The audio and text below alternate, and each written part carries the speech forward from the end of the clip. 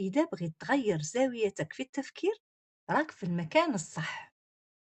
زاوية اليوم: علاش مرات تحس روحك عندك ثقة بالنفس ومرات لا؟ على بالك باللي مرات تكون واثق من روحك وغي تبدل المكان ولا الناس ولا الظروف تحس باللي هذيك الثقة بالنفس راحت.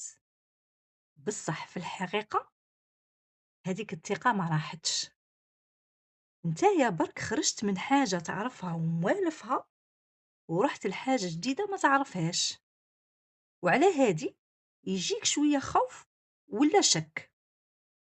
والغلطة هي كي تفسر هذا الشعور وتقول أنا ما عنديش ثقة في النفس، مع أنه نفس الشخص يقدر يرجع يحس بالثقة كي يرجع المكان ولا موقف يعرفه وموالفه.